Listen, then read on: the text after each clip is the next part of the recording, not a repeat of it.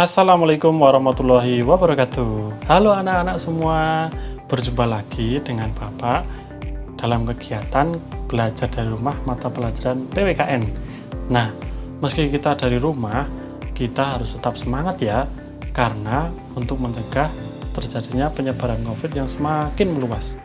Maka dari itu, kita harus bersyukur bahwa kita pada hari ini masih diberi kesehatan oleh Allah Subhanahu wa Ta'ala untuk mengikuti pelajaran dari rumah dengan sehat.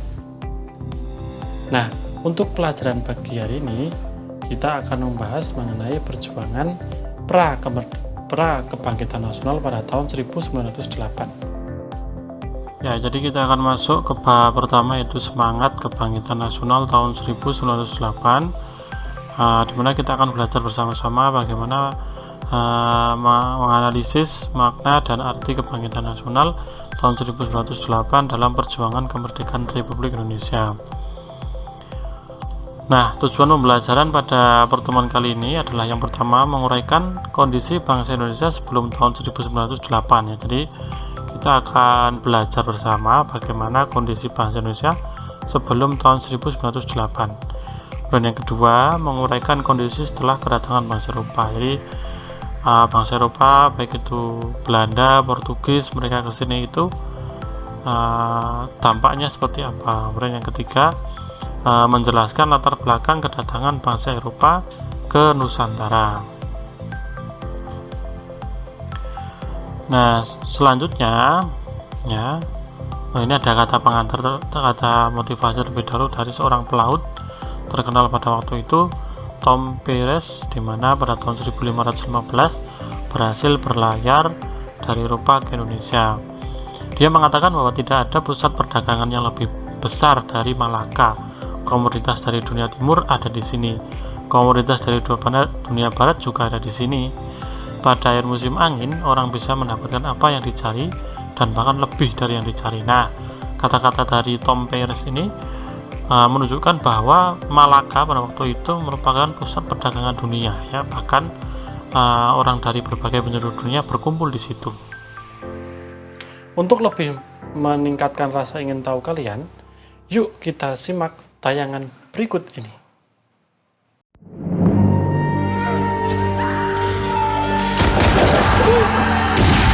Orang ini pemimpin mereka, dan Peter Sungguh, tiang-tiang kilat, nyebati pun muncul. Kelak akan lahir golongan yang paling rendah dari Malaysia. Wih, golongan para budak yang hidupnya cuma serakah merampas hak orang lain. Saya tidak pernah diperlakukan seperti ini di Jayakarta. Jawab! Aku titahkan kalian Untuk mukti utawa mati neng Sunda Kelapa.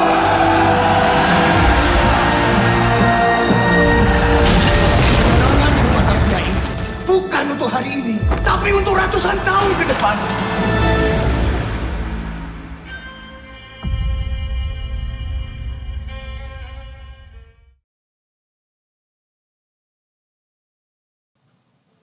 Nah, bagaimana anak-anak video tadi?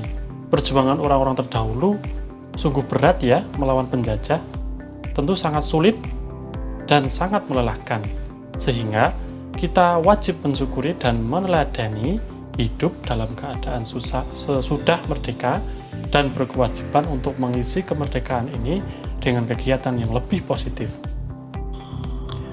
Kondisi sebelum kedatangan bangsa Eropa. Kondisi sebelum kedatangan bangsa Eropa itu bisa digambarkan sebagai berikut. Yang pertama, bahwa negara kita itu, negara Indonesia belum terbentuk, artinya negara Indonesia itu belum ada, dan negara kita biasa disebut sebagai Nusantara.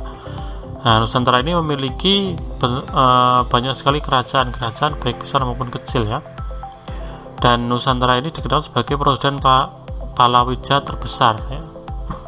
Kemudian yang keempat, tempat-tempat perdagangan antar benua terbesar di dunia, jadi seperti Malaka, kemudian Batavia itu atau Sunda Kelapa itu merupakan pusat perdagangan antar benua ya. Kemudian yang kelima, para pedagang berasal dari Portugis, Spanyol, Denmark, Cina, dan Belanda. Jadi sudah banyak sekali perdagangan internasional sudah mulai bertransaksi ke Nusantara.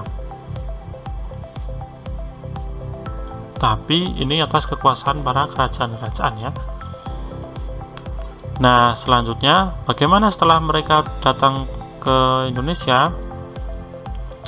Nah, kita bercerita dua negara besar yang masuk pertama kali ke Indonesia, yaitu ada Portugis dan ada Belanda pada waktu itu. Nah, Portugis ini masuk dari wilayah timur ya, dimana mereka masuk melewati Malaka. Nah, kenapa Portugis ini bisa sampai ke Indonesia? Karena pada abad ke-15 mereka sudah mengembangkan teknologi perkapalan dan navigasi untuk ilmu perbintangan. Nah, karena Portugis ini tidak memiliki kekayaan agraris atau pertanian, maka mereka mulai mengembangkan kekayaan maritimnya ya. Kemudian mereka juga dilarang melintasi Laut Merah oleh kekuasaan Islam pada waktu itu ya. Kemudian yang keempat, mereka berniat berdagang ya kan ke Indonesia, tapi pada akhirnya mereka ini justru menyerang kerajaan-kerajaan penghasil rempah-rempah terbaik ya, karena mereka ini memandang bahwa Nusantara itu sangat berpotensi dan memiliki palawija yang terbaik ya, kualitas terbaik yang laku di penjualan di Eropa. Nah, kemudian Belanda atau VOC ya, pertama kali mereka datang itu ya berdagang ya, itu kan VOC merupakan singkatan dari Frederick Oost Industry Company. Jadi VOC ini merupakan kumpulan-kumpulan para pedagang-pedagang ya kan ya dari Belanda ya, disatukan dalam VOC. Mereka, kalau Portugis ini datang dari wilayah timur, Belanda ini dari wilayah barat, masuk pertama kali ke Sunda Kelapa. Nah, mereka kenapa kok ke Indonesia? Nah, jadi mereka itu dulunya kerajaan Belanda ini merupakan sebuah kerajaan atau negara yang terbentuk karena gabungan dari daerah-daerah kecil di Belanda, sehingga mereka itu gabung. Dan setelah penjajahan Spanyol ya, setelah mereka dijajah oleh Spanyol dan merdeka, mereka mulai ikut perdagangan internasional. Nah, pada tahun 1595 Belanda ini mulai datang dari arah barat, yaitu Sunda Kelapa dan Banten. Nah, kemudian saking banyaknya kapal pedagang-pedagang dari Belanda ini, kemudian mereka membentuk satu perusahaan dengan nama VOC. Tapi pada akhirnya VOC ini, karena mereka memiliki hak yang luar biasa seperti hak oktroy ya kan, yang dijelaskan di pelajaran sejarah, maka VOC ini mencampuri urusan kerajaan hingga melakukan peperangan. Nah, ini ya, hingga melakukan peperangan dengan raja-raja di dekat perdagangan mereka ya, seperti yang sudah kalian tonton di cuplikan film Sultan Agung tadi. Nah, kedatangan pemerintah kolonial Belanda setelah VOC ini bangkrut karena adanya korupsi dan adanya blokade pasukan Eropa yang lain di jalur perdagangan mereka, sehingga banyak sekali kapal-kapal mereka yang hancur, maka VOC ini bangkrut dan pemerintah Belanda mengambil alih kekuasaan di Nusantara serta membentuk pemerintah Hindia Belanda. Nah, mulai dari inilah penjajahan di Nusantara dilakukan oleh bangsa Belanda secara resmi ya. Secara resmi mulai dijajah itu setelah VOC bangkrut, kemudian mereka bubar, diganti oleh pemerintah kolonial Belanda. Nah, pada waktu era kolonial ini ya kan, semakin banyak penderitaan yang dialami oleh bangsa kita ya kan, mulai dari kultur stelsel, karena kerajaan-kerajaannya sudah kalah oleh Belanda pada waktu masih VOC ya kan, karena mereka diadu domba, karena mereka saling bermusuhan satu sama lain, tidak bersatu. Nah, jadi mereka kemudian terjerat oleh tipu muslihat Belanda. Nah, penderitaan bangsa Indonesia ini di kultur stelsel atau tanam paksa, di mana para petani di Indonesia wajib untuk menanam tanaman-tanaman yang laku dijual di Eropa dan untuk kekayaan Belanda. Nah, jadi penderitaan bangsa Indonesia menumbuhkan benih perlawanan di berbagai daerah. Perjuangan melawan penjajah ini juga dipimpin oleh ulama dan kaum bangsawan. Nah, siapa saja yang tokoh-tokoh yang berjuang dalam penjajahan terjadi sebelum tahun 1908? Ada salah satunya Sultan Agung ya, tadi yang sudah kalian tonton itu.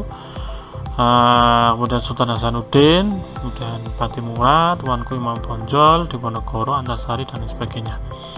Banyak sekali pahlawan-pahlawan yang berusaha untuk melawan Belanda. Nah, kalian bisa memindai atau men-scan ya QR code atau huruf batang yang ada di buku pendamping untuk melihat video tentang kebangkitan nasional.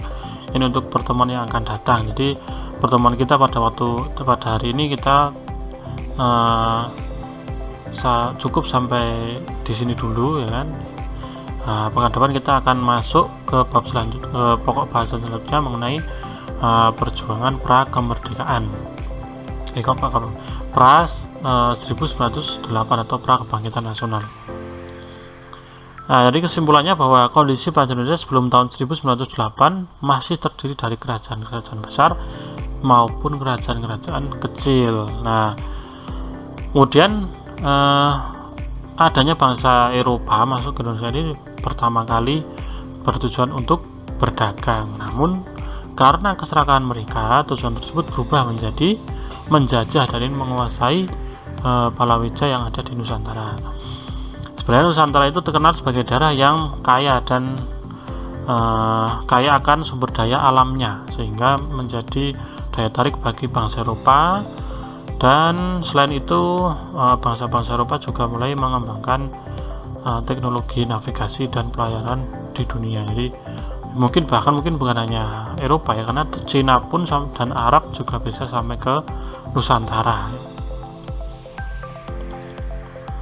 Ya, demikian untuk pertemuan hari ini. Terima kasih atas perhatiannya. Jika ingin bertanya silahkan WA Pak Rosid di 0858429238 atau kunjungi channel YouTube Pak Rosid di Sinau Sarang ya. Kemudian websitenya di ppkn.my.id. Demikian anak-anak untuk pembelajaran dari rumah pertemuan hari ini. Tetap jaga kesehatan ya anak-anak, dengan selalu menerapkan 5M: mencuci tangan, menjaga jarak, mengurangi mobilitas atau bepergian, menghindari kerumunan, dan memakai masker. Assalamualaikum warahmatullahi wabarakatuh.